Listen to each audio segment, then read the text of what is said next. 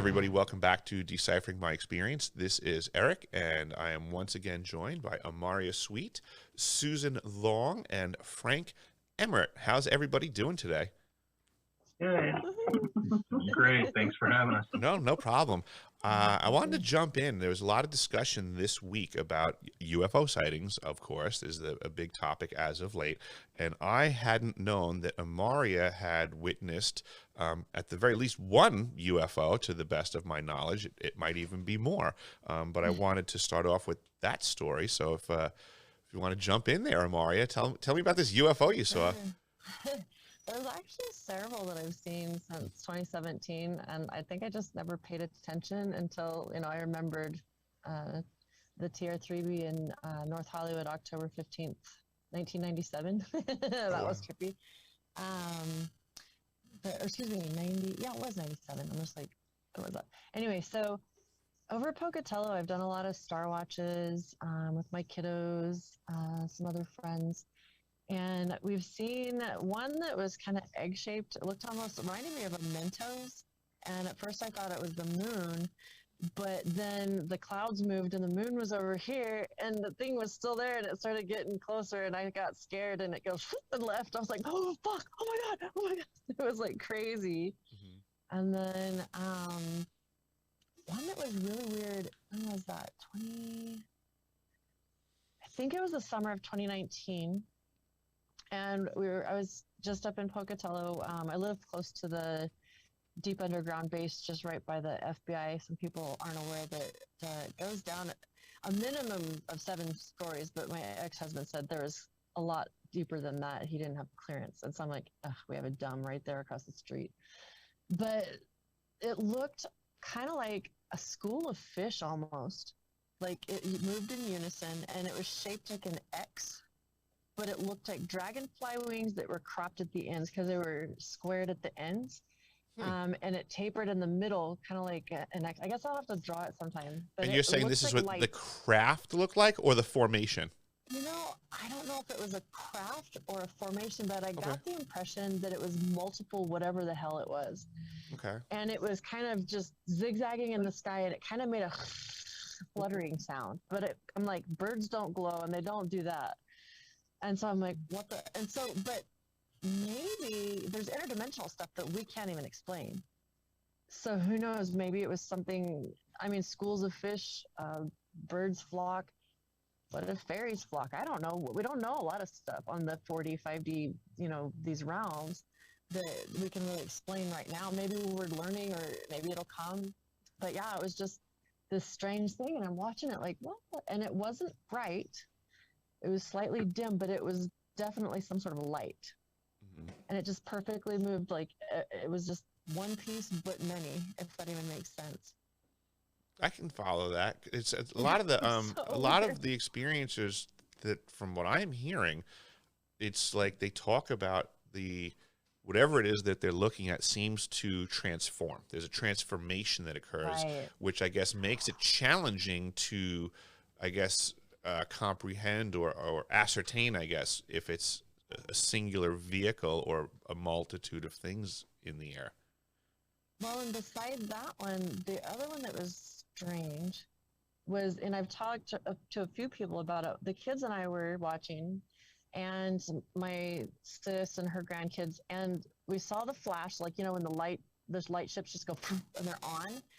And then it made like a vibration, but it was like so much love. And we were all giggling like, oh my God, this is so cool. It feels so awesome. And it had an aura that appeared, and it looked kind of like a dodecahedron, but it was like, you could see, it was like if you were to draw the dodecahedron around the light, but it was in rainbow colors. It wasn't like white or anything. It looked like the aurora, like rainbow colors.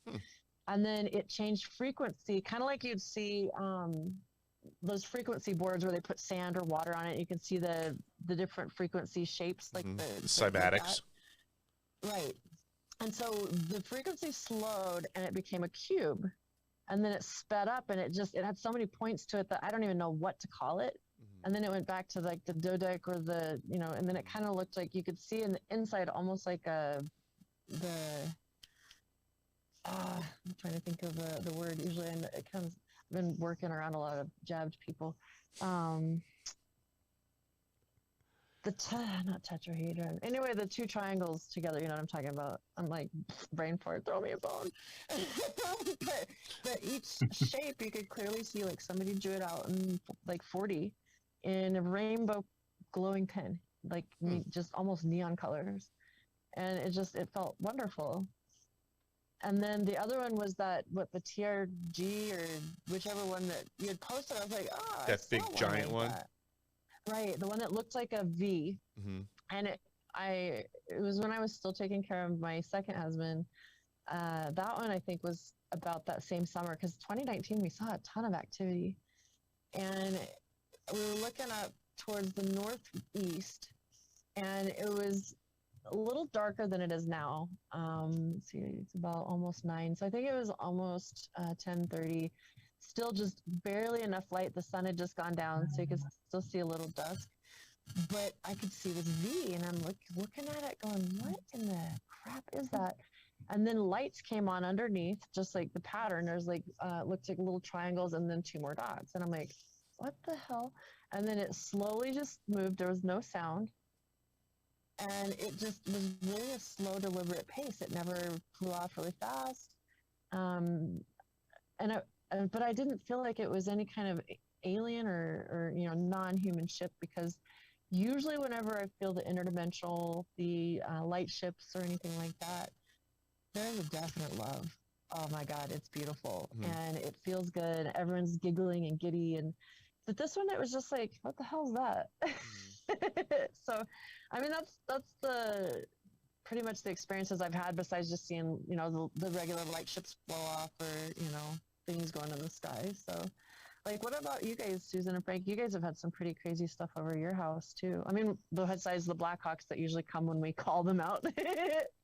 Well, I mean, we get the triangle ships all the time, but we those get them weekly. Those aren't unidentified. They're very identified.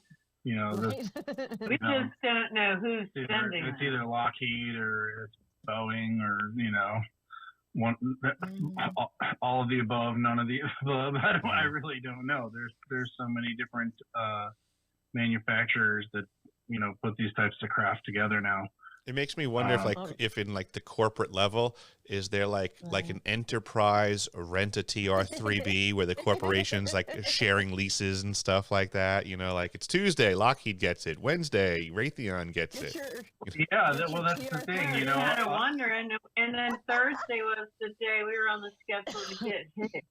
All day Thursday there'd be triangle ships, so we went out and back and found them. And now it depends on, a lot of times we go live, they're out there now, so it's not just Thursday. Well, a lot of people have this like common misconception where they're just like, oh, well, it's all ETs and it's all, some UFO or whatever. And it's like, man, most of what's in the sky is identified. Right. Yeah. Probably ours. You just don't know that it's identified. So yeah, because they know exactly who it is, where they came from. Even if it isn't human, they know exactly who it is. I mean, we've seen some Anunnaki ships before, Jahami ships. They're shaped like bananas, sort of. So that's what I was trying to figure out, is how do you know what kind of ships they are? Because I've seen different ones, but it's like, how do you know? Like, they're shaped a certain way. I mean, like if you look at Solar Warden craft, it's got long, almost submarine-esque kind of look to it, or battleship looking, or battleship looking. All the antennas and doodads off the top of it. I've seen some that look kind of like aircraft carriers up there, and I'm thinking they must be docking TR3s up there, or some sort of TR, which would make sense if they're having skyscrapers like that. Ian Tompkins designs the ones that look like aircraft carriers. Because I've been taken to an aircraft carrier, and I thought it was in the ocean, but it might not have been. When they took me to meet Frank, and then the classroom was in a shipping container on the deck somewhere. Wowzers. Yeah, they sure do a lot with those shipping containers. Everybody, like, you know, they see those things moving around on you know, big freighters and stuff, and they're just like, oh, it's, you know, beans and What I would do cargo. with 2 Connexes, dude, or 4. Let's just stack those suckers, and you can Yeah. make a pretty stout little house out of a few Connexes. Yeah, absolutely. Or you could turn a decent sized freighter into a large missile arsenal. Yeah. Right? Yeah, I mean, you know, a lot of folks don't realize how easy, you know, like Oh, the God, threat of yeah. war that we have nowadays. Everybody, oh, fear this and fear that, and be scared of this and be scared of that. And there's so many ways that they could actually kill us if they, you know, were really actually Yeah. trying to kill us all the time. They could literally just be mailing us nuclear bombs on boats, and they'd True. get over here, They and then really they'd like, wanted to do it. Yeah, Yeah. I mean, they could go the full money, but yeah, just no. yeah, Well, they and don't. it just shows like all the theories that people talk about with Loosh. I mean, like that's kind of confirming to me. Like, why would they torture someone to get the fear? Just like Monsters Incorporated, they're sucking that energy out. You know, Yes. for people that aren't familiar with Loosh, think of it that way. You know, you're getting all that energy, and it's like a drug, and you know that makes so much more sense. Let's torture the humans instead of killing them all, and we're gonna get fed.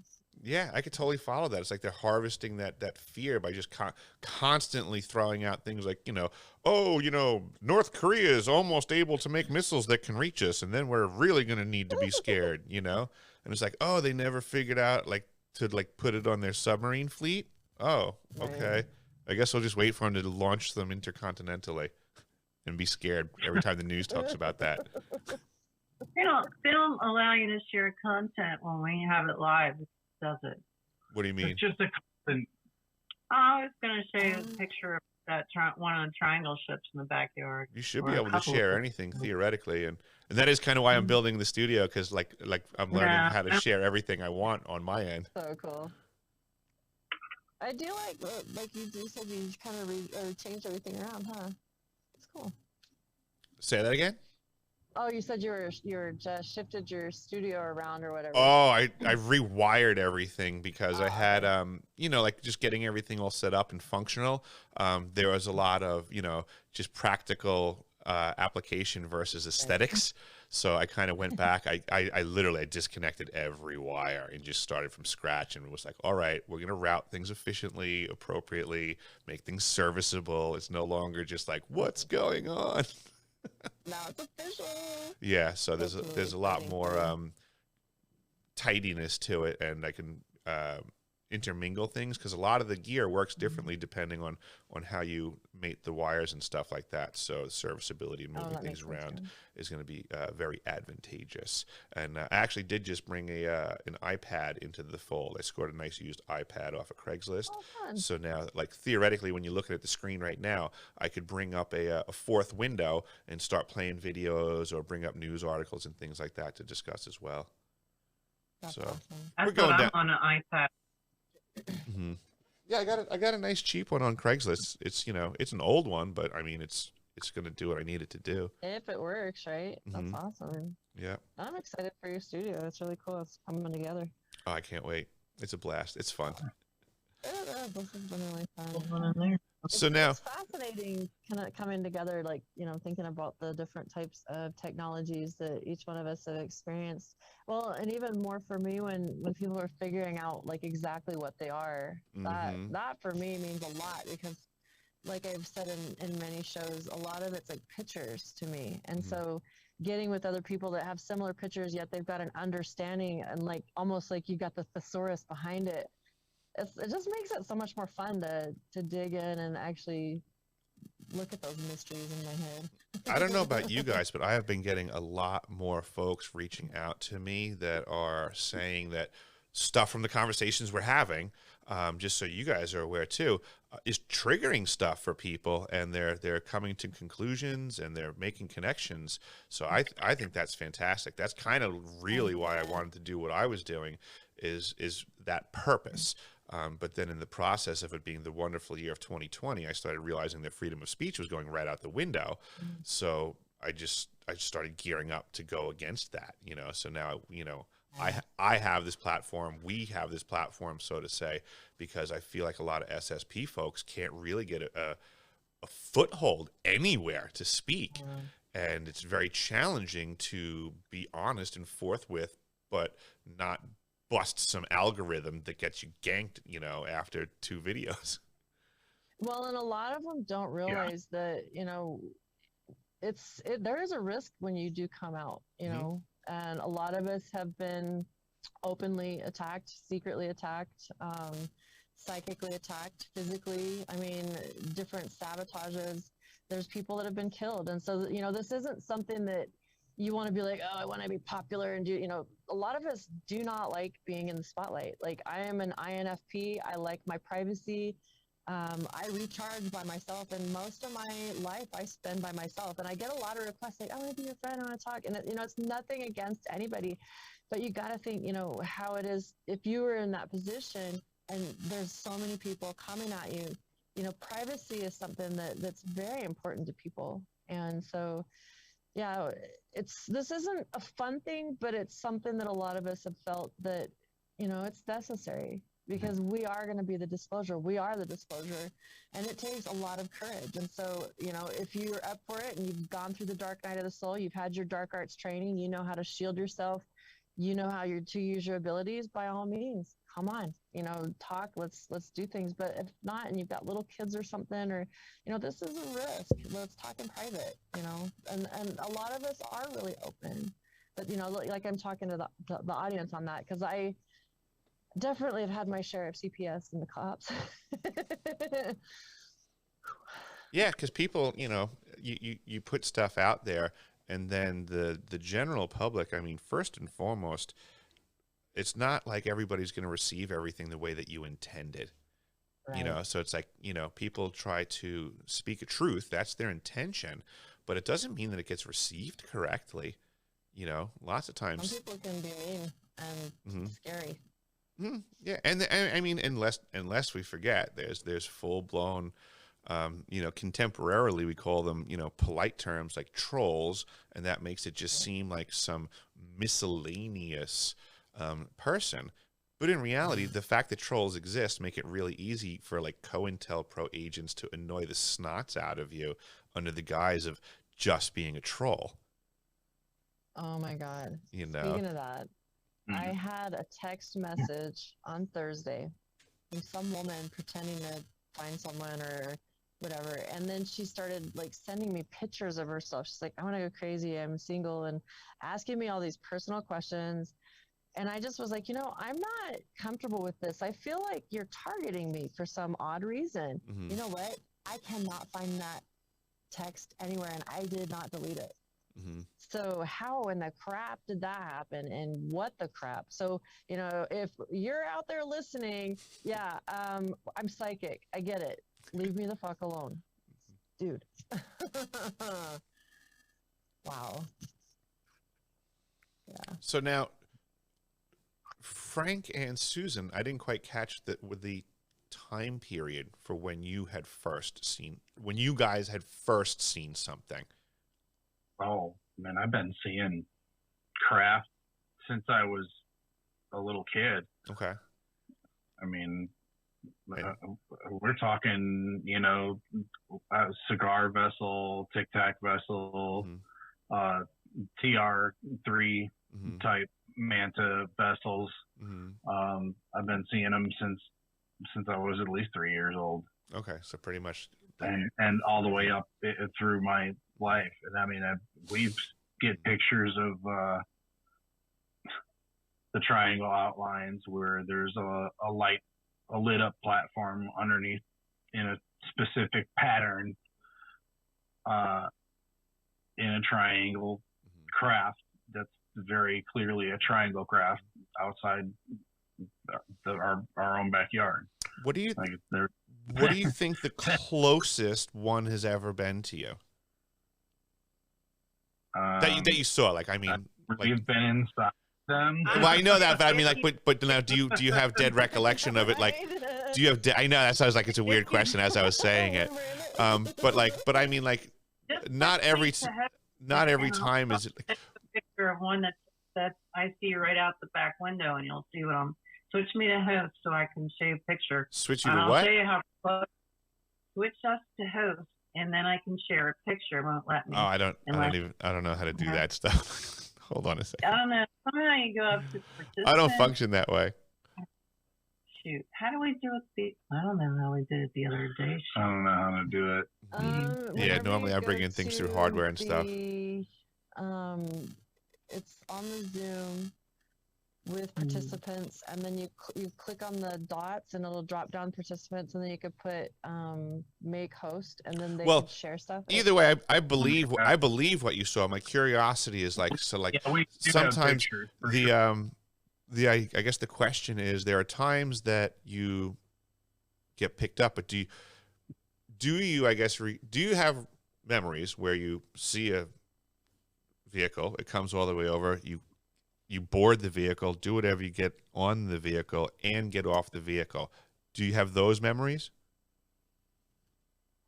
I have a couple of those memories, but those are from a long time ago. 10-4. Like, so then excess 20 years, I would say. But as far as any recent stuff, we have pictures of these crafts that are anywhere between 30 and a couple hundred feet away.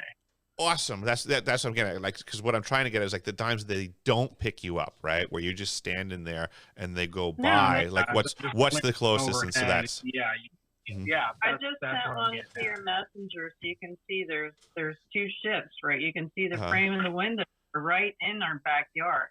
Can you see your messenger? I'm checking. And one of them has its weapons on. You can see the lights in the cloud. There's literally a pattern, a lit up pattern in the picture. It's two triangle ships that are cloaked like clouds. Yeah, you can see them. One was right behind the other. The one that you can see closest to you, the closest to us, you can see it's triangular craft inside of the cloud, and then it's got like a weapons platform of some sort lit up on the bottom of it, and you can see that the lighting that's on the bottom of that front portion is lit up in a very. I think I just saw the dots that you're talking about. I don't have my glasses on. I have my contacts in, and I can't see stuff small well. I just sent you like a blown up one of the forward craft, not the one that was in the background. The forward craft has its weapons on. Yeah, I see the dots. That's the dots that I thought that I saw before. I saw them faintly before. Now I see what you're talking about. Gotcha. There's three main ones that you can see on, but there's other lights. Yeah, we were both experiencing pain. She was actually having a real bad time. They were hitting her in the. They were hitting me in the intestines. It hurt really bad. I mean, I was doubled over, and I was actually talking to another SSP asset, Lorraine, and she's out, and she told me she was a targeted individual, and I hadn't been targeted yet. My dumb ass, I was like, oh, yeah, targeting. And then I get ships showing up, and I'm doubled over 2 hours after I get off. I'm going to have to pay more attention to the clouds. Yeah. I'm going to have to pay more attention to the clouds.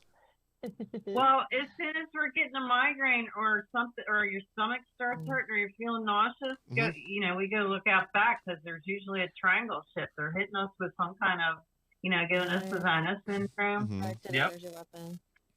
Getting hit with some sort of like a microwave radiation of some sort. And it's no joke. It's painful. I was in the bedroom getting dressed. I'd taken a bath after I talked to Lorraine, and it was within 2 hours of talking to her the first time. And she's got connections to, she's up in Canada, the Prime Minister, and through her family. And she said she's targeted heavily. And all of a sudden, there's two ships show up for us. And I was doubled over in pain, and I'd read before and heard people say, if you're being targeted with a weapon, get up, move. So I moved to the back bedroom, and then I see these two ships out back. So I yelled to Frank, like, Frank, there's two ships out back. And then I kind of hobbled back to get my phone from the bedroom and went and took a picture, and they were still out there. And the weapons were still on. So, I mean, it's no joke. And then it was every Thursday we were on the schedule after talking to oh my goodness, Lauren. Yeah. I Yeah, we forget. could pretty much set a clock to it. Yeah, it would be here ridiculous. It was Thursday Kane, Voice to Skull. We were on their schedule for every Thursday. It was ridiculous. I'm trying to remember had where out I there had and try- heard. Somebody said somewhere that the Thursday thing was very U.S. government, and the reason he said this, I'm saying he when I don't even remember who it was. It could have been a female. I don't know. Someone else gave me this info, but they said that the U.S. guys would train Monday, Tuesday, and Wednesday, and then they would do their mission on Thursdays. They would debrief on Fridays, and they'd be off for the weekend. And that's what they do every week. So everything happens on Thursdays. Weird. Yeah. Is this the Air Force or what? Isn't that interesting? The secret space ops, the anti-grav things, the black opsy stuff is Thursdays. They train Monday, Tuesday, Wednesday. They operate on Thursdays. They debrief on Fridays, and they're off on the weekends. That just makes so much sense. That's literally, that's literally the lines up. Yeah, exactly what you're talking about. Yeah, every Monday they get their coffee and they get new folders and like, what are we doing this week? Did you guys fix the squeaky thing on the thingamajiggy? And it's just standard ops. Yeah, are you going to send us back to that house where they keep blasting the energy back at us and making my hands hurt because you're burning the friggin' console? Oh, I don't know. I don't want to go back to it. Yep. Oh, that's funny. Yeah, I'm going to have to pay way more attention to the clouds. I didn't really look that into it. And then even just the whole idea of like, even when I'm learning what is considered a UFO or a UAP, I mean, I guess I had to broaden my perspective as to what that could be, because my brain was just kind of, following the programming of, the sci-fi that we grew up with, that I was going to see a spinning disc, the flashing lights, somebody waving out the portal window, and if I didn't see that, then, I wasn't really, looking for anything in the sky. Everything else just, pretty much seems like a plane or really far away. It just wasn't something I paid that much attention to. But now that I'm paying attention to what people's experiences are for what they're seeing, it's like, oh, well, that's interesting. I've kind of seen something like that, I think, but I wasn't really paying attention, so it's like.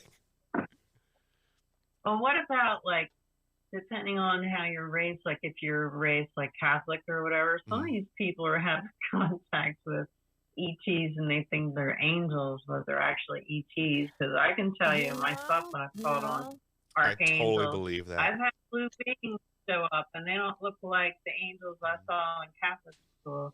They look like Arcturians or Syrians, or they're just blue beings. I can only go off my experience. And a lot of folks want to argue about whether like aliens are either, truly all terrible, and other people want to say they're just truly enlightening and holy.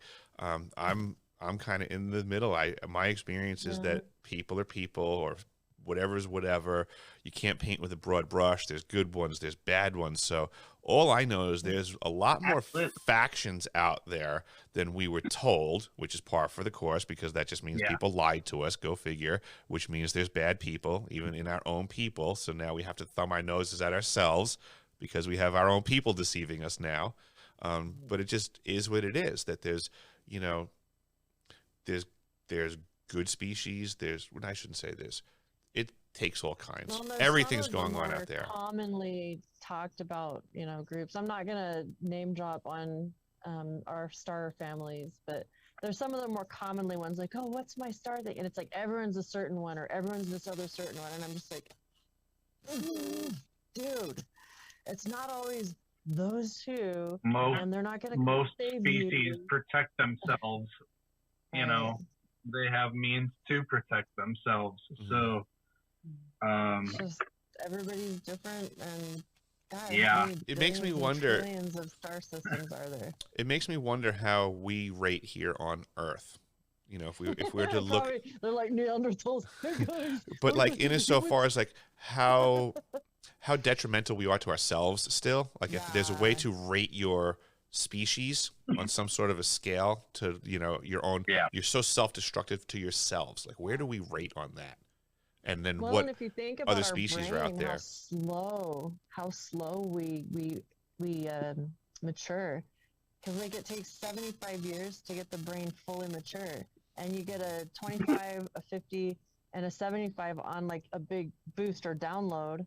Because like what, around 21 to 25, you get your frontal lobe, and then when you hit about 50, that's when you really start to mature and you become an elder. And then like the wisdom just keeps building and building, and you just peak another level. I mean, can you imagine when we actually start to live, not if, but when we start to live those 1,000 years? Like, God, is it going to be like each century we're just like, boom, yeah, boom. Oh my God, it's even better. It's even better. I mean, we're just babies down here. Mm-hmm. But it still makes me wonder on the, I guess on the positive or negative in which direction folks go, because just because you have longevity of life doesn't mean that it's noble.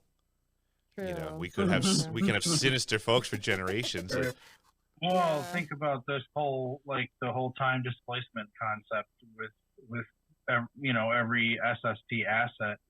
You know, a lot of us are a lot older than we actually appear, and I mean like a lot older. I mean, who knows how many different, you know, 20 and back contracts and other contracts even, because I've heard 40 and back, I've heard 60 and back, I've remembered 60 and back, you know, or even deeper rooted contracts that lasted an even longer time period. But I remember 12 contracts, so for each of them, 20 years, were they 60 years? I remember being a colonist in a couple places. Well, at least two places. Interesting to know how many. Yeah, so we're already, you know, living longer and we're older. You know, I mean, I can follow that. It's interesting too. I'm glad you brought that up, because like when you bring in this idea of let's say a temporal war between factions, look how it takes the stuff in our day-to-day lives and makes that so minuscule when you add that to the equation. You know, is it really such a big deal who's the president of the United States of America right now in the grand scheme of a temporal war going on through the cosmos? Like, really? I don't think it's such a big deal. Like, you know, this is where I feel like lots of times that the powers that be that know there's a temporal war going on are trying to come up with these BS stories to distract the true players that could be doing good if they could keep their perspective on a higher level. Yeah, but some of us just don't function that way to begin with. You know, we're already functioning on a much higher level. Oh, for sure. You know, the BS meter is working real good, and so, you know, in some cases it's going off. You know, it's going off the scale. I'm like, wait, hold on, I gotta say something about this, and then they're shutting me down because I'm asking questions. And it's like, okay, well, hold on a minute. If I'm not allowed to ask questions, I mean, because people ask me questions all the time, you know, so I'll do my best to answer them. I mean, there are answers, but yeah, some people just don't like our answers, I guess. Truth. I think that's the problem. The truth hurts. I mean, that's just something that we used to say regularly back in the day, and people would get hurt when they would hear that, and that's probably because they just got a dose of the truth that hurt them. You know, but this is the life that we need to get back to. Is a bunch of us have experienced life. How do we put it? Pre-PC. And post-PC, like how well has that worked out for the world? All that political correctness that we had to deal with for a couple of decades. How's that panned out for everybody? Being all nice to each other and not saying what we really thought because it wasn't nice to say it. Bunch of crybabies out there. Yep. I'm imagining that, Susan, you probably would not want to be a police officer nowadays, huh? Oh, man. It's a whole new world. Okay. Yeah. No, thank you. The formation that Amaria mentioned earlier, Susan and Frank, have you guys ever seen anything like that where it looked like it was transforming it all in motion, questionably a formation versus a singular vehicle? Some interdimensional craft can appear to look like it's transforming.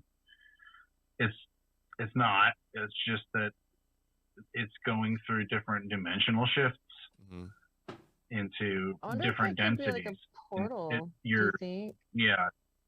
What you're seeing is you're seeing the way the light bends off of those different dimensional planes that are right next to these, right next to us right now. I mean, honestly, a lot of people wouldn't even know that a lot of things are right there next to you because you can't see it. You can't see it with the naked eye.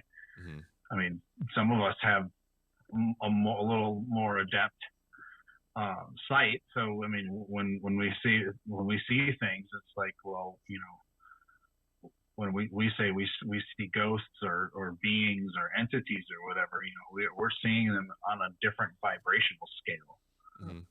I've been reading stuff recently about like natural portals, like here on Earth, that just occur, and that there's something to be said about the ley lines, and that these portals exist. But then, you know, as you know, things change, that these portals are moving across the face of the Earth, you know, similarly to how like the poles shift and we have to remeasure them and gauge them. So, but that there is, you know, a select few that are in the know that are aware of where this, you know, portal grid system is rotating to, you know, that, you know, 1,000 years ago it might have been over here, but now it's over here, and, you know, people need to pay attention and track these things. But theoretically, you know, if you know what you're doing, you can like walk out into the woods, go around the correct tree, and when you do the thing, now you're in some other spot, some other dimension. I've seen a lot of those gates open. I mean, other than like the ones that look kind of like the mirage, like the heat that comes off the desert, only it's more of a big shield, like it goes higher. The Fata Morgana. Right. I've noticed a lot lately since I've been at Mount Shasta, like ring clouds up in the sky, and I'm just like, that's got to be portals, because there's like an energy in them. And why would the cloud just be just this weird ring, like almost a perfect circle? Some of them are ring clouds that he's studying, and I took videos of them, and they flashed when I looked at them because I was looking to see stuff, and I posted them there on my on the Susan Long Facebook page. But you can see where they do that. Also, the Lyran ships I saw when I was up there at Mount Adams, and that's also one of the few places that he studied where the ley lines aren't corrupted. The Lyrans make these Merkabahs that they put around themselves, and they're light ships, and they travel in the multicolored light ships. And I don't know if it's Lyrans you're seeing, if it's some other race that has the light ships, but I know they do because I have pictures of the light ships when I was there. I saw them. I saw a lion being too when I was getting cranial sacral therapy there. That was pretty cool. That was really cool. How intense those energies work for you. Were the lion beings standing up like bipedal? Yeah, it was a 5-star being, and she was just, you know, kind of standing there at parade rest at the end of the table, and she had her head down like this, you know, her arms at her side. She had this headpiece that was like this, and she had a uniform on, and it came down here, and you could see she had like some fur here, you know, and on her face, just like kind of like a you know, a leopard would, a shorter haired being, but it had eyes and a mouth and a nose and hands and feet just like we did. And you said she was standing at the end of the table? Yeah, against the wall. She was the guide of Brooke Vivanco. She does cranial sacral therapy up there. And how tall might you guess this? She said, well, she told me her name was Thea, and she was about my height. She's about 5'9". Okay. And she wouldn't look at me. She just telepathed me. I was so excited. I saw a lion being, and it was vibrating like 4 inches off the table. I thought I was going to fall off. That was the most intense energy work I ever got. And I was like, able privately. It was really intense. That's I don't awesome. know. I was pretty excited. I just telepathed a couple things, but I was a little kid. I wasn't even expecting that. I was hoping I'd see a Bigfoot jump out. I wasn't looking for aliens. Yeah, I'm getting more intrigued by the Bigfoot topic lately. It's been brought to my radar, and you know how that goes. Like once you start paying attention to something, more and more things start popping up. And this we have to take Amaria with us because they like to communicate with people that have Native Indian blood, and she does. I don't. There you go. Yeah. So we have to have a communicator. They have. Want to communicate with her, they won't come out. Yeah. Well, the Sasquatch, it's just been amazing so far, the interaction I've had with them. And then the little fairy beings. Oh, speaking of which, I saw one last night. I got to draw it when I get home, so I don't have my stuff. But this one was more spindly looking, like it was thinner. And it was kind of funny, but it reminded me of like the Grinch Who Stole Christmas, like the hairdo Cindy Lou Who. It was kind of like, whoop. And it just kind of came up to one little point. And you can see the little, almost looks like little hair ears, like ears on the hair. Can't even talk the words. Oops, like banging my head on the window. What do you call it? Like they come to a point, but it almost looks like hairs coming up off of them, like little antennas. And then these were little thinner, pointy wings, not like the last one that looked like a cicada, but it was more like, kind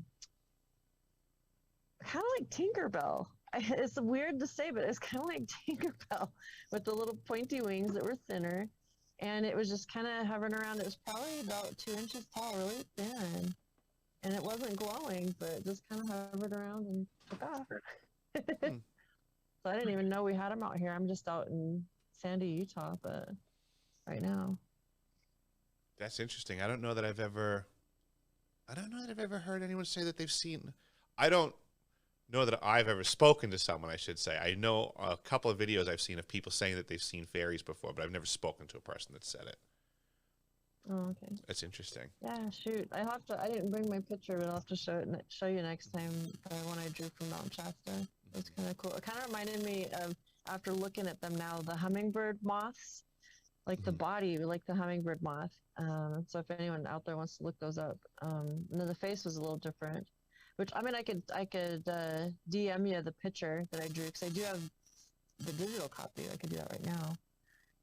It was kind of an interesting critter or personage, or I mean, it's like a 5-star being, but you could tell it's mixed with something. I mean, the face kind of almost had a little beak, and it almost looks like a My Little Pony the way you drew it.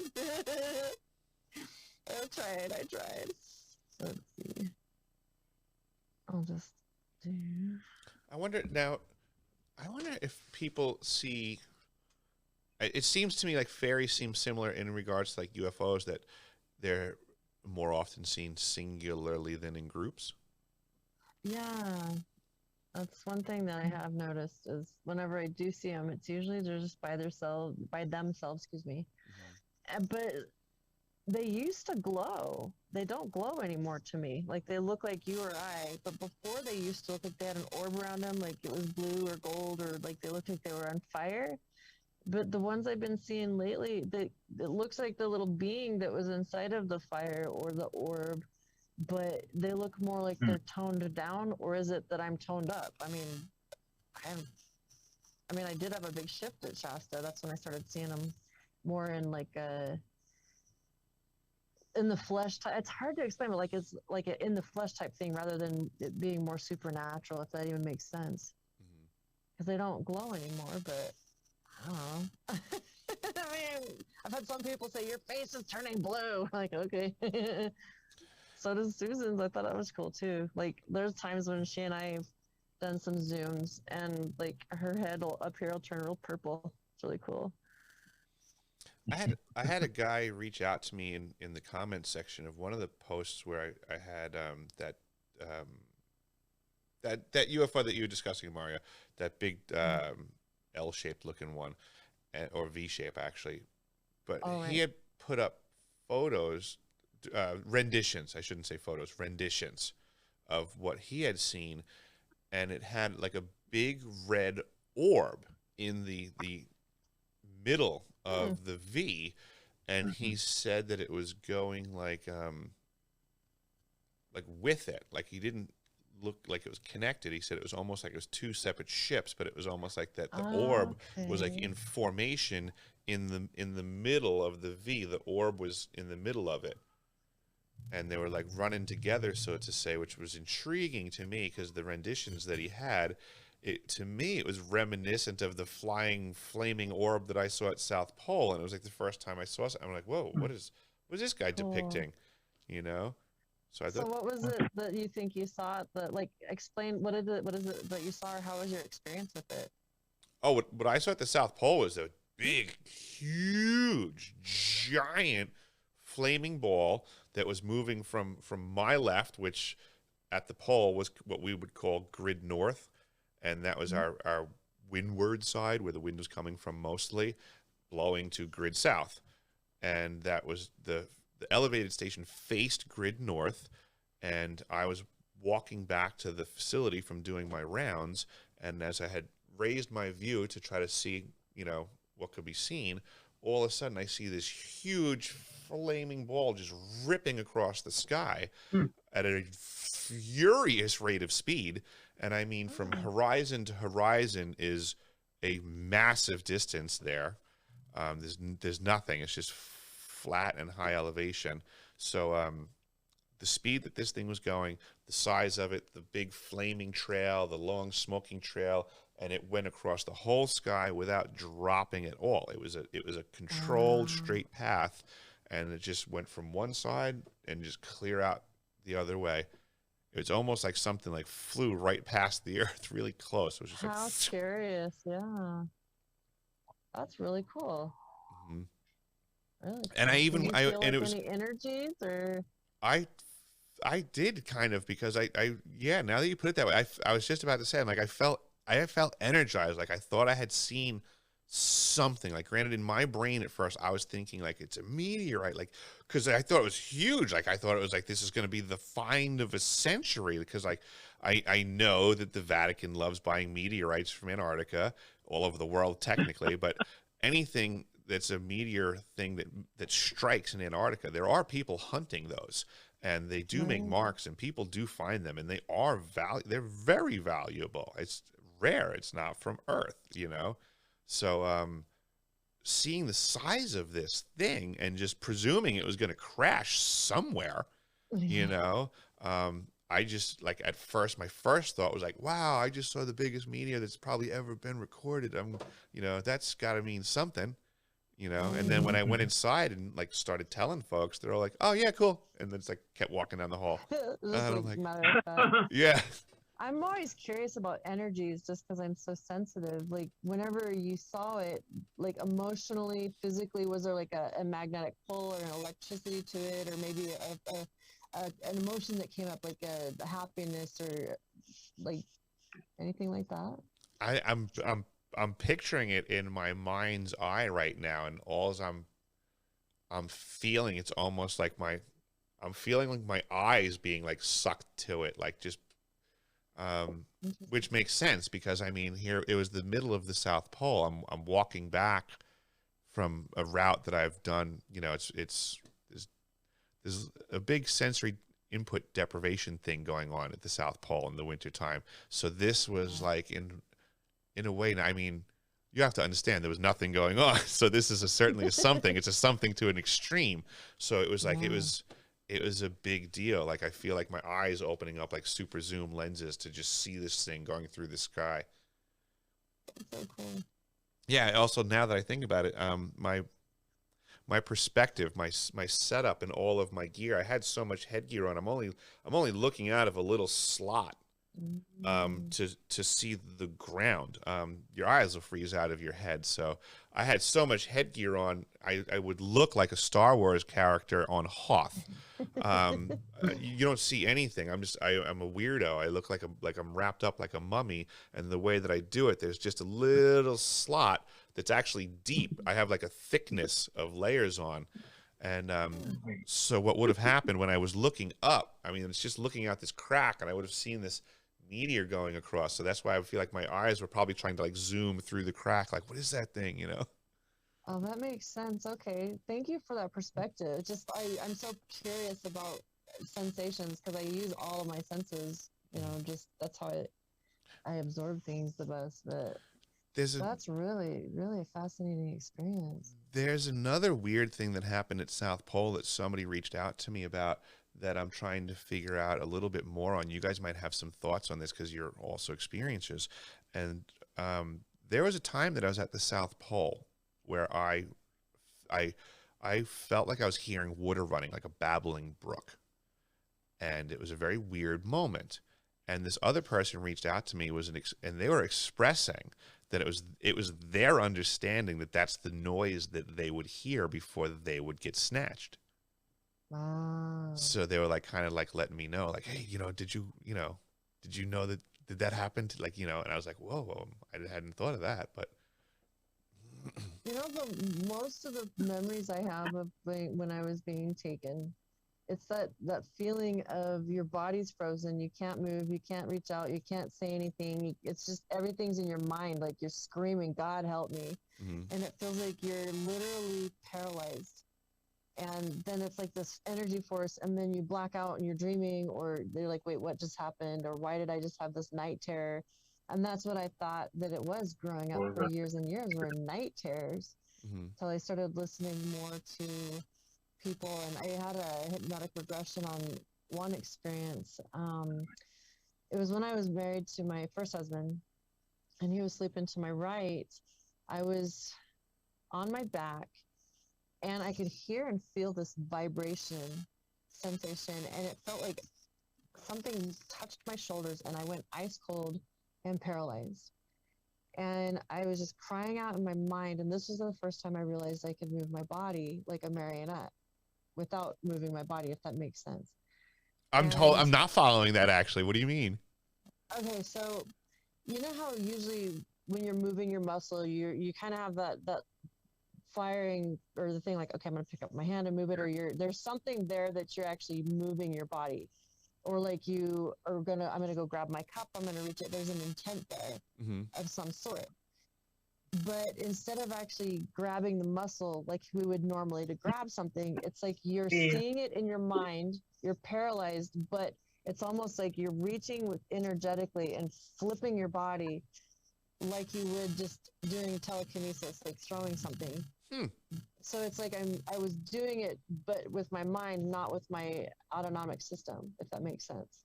I can follow you.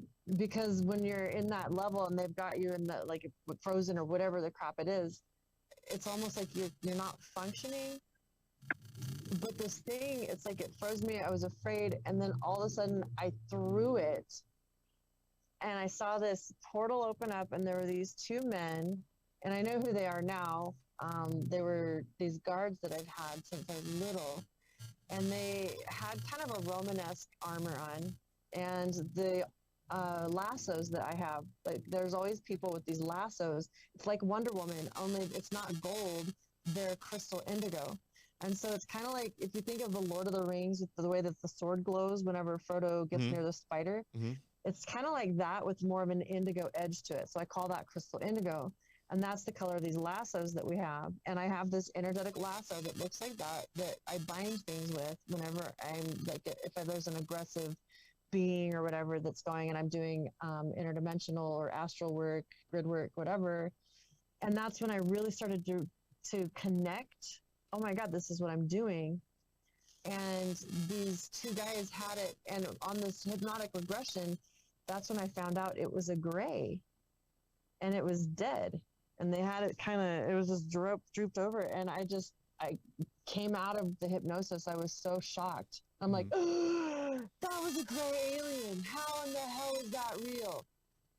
And it was such a shock, because I think it was around 2009, 2008.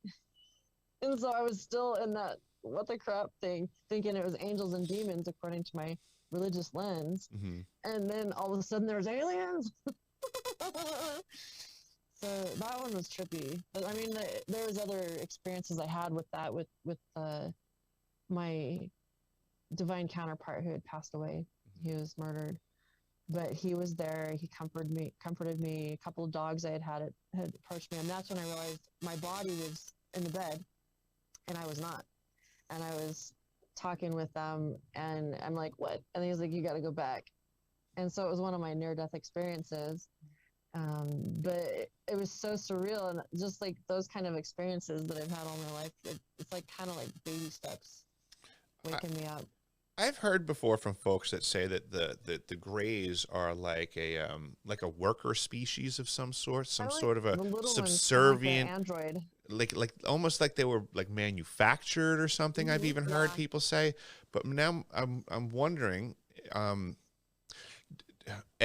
who did that originally, and do they just function for those folks, or are they also like farmed out like worker bees for other species or factions? The way that I've felt it, and I don't know if it's just my feeling or if anyone else agrees, or whether they do or not, that's my experience, but I'm feeling it's kind of like the ships that we're connected to, like DNA wise, or when you go and you touch your console and you become the ship. It's like you're integrating. Basically you see 360, you everything, you feel it, you experience it. I'm thinking they're kind of like that. It's like an entity without a soul, but it's sentient. It's able to kind of like the AI, but that's the little ones, not the big ones. I think the big ones are an actual being, but I think that they're creating these little ones and programming them, and that it's like a living type of a tissue or a type of a thing, but it's more like just tissue that's programmable in a form. That's kind of how I interpret it, because when I've felt them and I've boundary tested, I don't feel a soul in that entity. Because it's kind of like an android or computer type thing that's got living tissue to it. That's the way I've understood it whenever I psychically try to interface with it. That's the way my brain was just going when you're putting it that way. It's just like almost like a bioorganic robot of some sort. Yeah, it's a really, really good way to put it. I mean, what do you think, Susan? I mean, is it kind of a similar feeling that you've had or experienced? What, with Greys? Yeah. I don't remember. Yeah, the little I don't remember interacting with any Greys, and when I've interacted with aliens, I don't remember anyone taking me.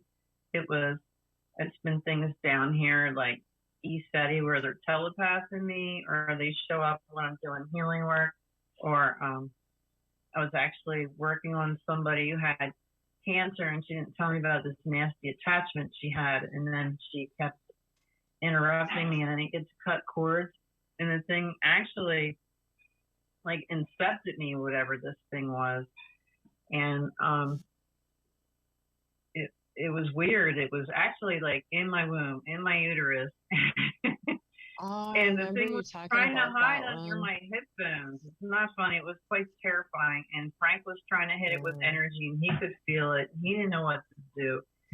And I was laying on the bed with my knees over the edge of it, and I started asking for Archangel Michael to come and help me. And then I saw this blue lady with the helmet on, standing at my knees while Frank was still trying to blast me with energy, because every time he got an angle where I could blast it, it would, go across my womb to the other hip, and he could feel it. It felt like a squid. It was terrifying. Mm-hmm. And when she left, she disappeared, and Frank was so engaged in, being terrified what was going on with me. I don't even think he saw her, but when she left, it was gone. Mm-hmm. I'd never done energy work where something actually intact inside of me. That was really weird. That was very bizarre. I never want to. There's that other one. You remember? It was about the time when I had that love bite, 2019. Remember that one? I'm not going to name names, but that guy. And you guys had met. Remember and had to tell those things? Yeah, those entities that were attacking you guys, that were on the wall that you guys were seeing. Yeah. Yeah, there was these lizard creatures. We went to a conference, and somebody did an ancient Egyptian sand snake light language. That's why we won't let anyone do light language around us, but it ended up being Egyptian sand spell. And there was these lizards like crawling all over the hotel room wall. You could see through them. I mean, it wasn't just seeing, like, usually I'll see things with my third eye, and then I'll open my eyes. I'm like, am I really seeing this? You know, like, and then sometimes I'll see ghosts or people that are remote viewing and things like that. But this, we could actually see it. We were actually talking to that person that I was did the energy work with, and that thing attacked me immediately after. And I asked her about it, and she kind of laughed. And yeah, if I knew I was dealing with something that dangerous, I would have been a lot more sanitary in my energy work. Let's put it that way. Mm-hmm. Yeah. A lot of learning lessons for all of us. Well, yeah, and then when you deal with people with cancer, a lot of times it's demonic stuff on them. I've had another lady with cancer that I worked with here, and it wasn't distance healing. I was in the room with her, and this demon popped up. It was like a 2D thing. Like, it was the weirdest thing I've ever seen. First, it had these pinprick white eyes, and it was just like this cutout of like a card. What do you call that? Black construction paper cutout. Like, if it turned sideways, I couldn't see it, but it would look at me straight on, and it had these pinprick white eyes. And I asked it what its name was and what it was doing there, and tried to telepath it, and ignored me. And then I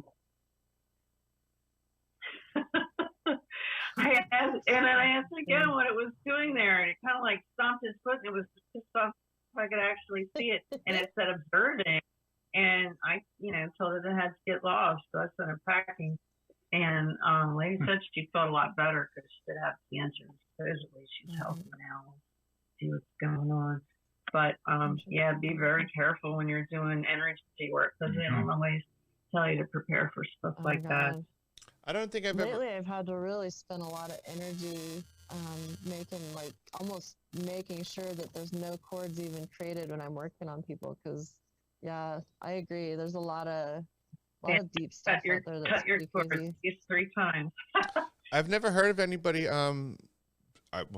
saying light language to begin with, let alone negative stuff about it. So it's just interesting to hear that. Language. I've never liked it. To me, it's freaky. It's like holy rollers rolling around. I'm like, that's a possession, dude. Get out of that shit and start acting like a fucking normal whatever. But I don't like it. I'm like, it feels fake to me. It feels like there's like I said, a possession, like V2K or something. It's not normal. There's something off with it. I don't.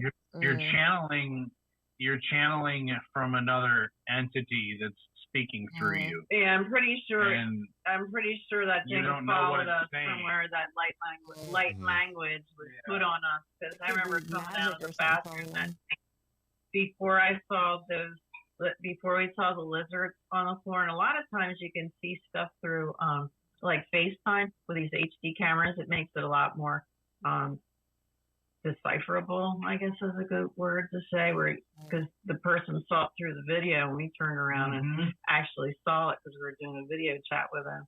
I'm a big fan of the word deciphering. Yeah, but yeah. But that night before the morning where we saw them through the video chat, I come out of the bathroom in the dark, and I swear to God, there was it was like this lady that had cancer. It was a 2D thing, and I saw head and shoulders, but I didn't see eyes. And I was like, Frank, is that you? And he's like, no, I'm in the bed. And I was like, something's right here by the corner in the bathroom in the dark, because I just moved out of the way to avoid it, It was one of those things. You know how it is when you move out of the way, because you sense and feel vibration of something else. And I don't know what that was, but it was standing there watching us, apparently, and it reminded me of that thing that came off that lady. But that thing tried to scare me with the red eyes after I asked it the second time what it was, and I was like, I'm feeling a lot scarier than you. You're gonna have to try hard. I've definitely been in some really old homes and structures and stuff like that I would say I definitely got weird vibes off of. That there was like definitely some sort of something in the air. It was tangible. Yeah, I'm trying to remember which there was one of the former directors of the CIA that got killed. I think it was Colby. I can't remember who said what, but one of these guys was apparently whacked. But I wound up doing plumbing at his his former residence, like the place that he was living at the time that he got whacked, so to say. I don't think he got whacked in the house, but there's something weird about that house. Like, even, the family was still there, but he wasn't apparently. And it was just, it had this weird energy about it. It was like I felt like when I got to the property, it just seemed quieter. Like there was a silence going on. It was like weird. Like everything was dampened. It felt like it was like, oof, what's going on here? Probably some black magic on that too, because everything seems dead in this places. The vibration is dead. Like, I don't know. It's like life is dead. Like, I don't know, wildlife and stuff. If you know, like out in front of my house, hummingbirds, butterflies, you're not going to see things dying. Let's put it that way. Yeah, there's lots of life. Things have been getting weird in Anchorage here for like the last year. There's been more like presence of wildlife in town. Like, don't get me wrong, there's eagles and bears and things like that, but they're not usually walking on the street per se. There's way more bald eagles in town. I've seen those. What's that? I've seen some of the videos with like the deer watching the bus and then it crosses the road and like with the light. I'm like, what the crap? Yeah, we have black bears now that are getting like just a couple of houses away from us. So it's like I feel like some energy changed or something up here, and that the wildlife is like on the move or something.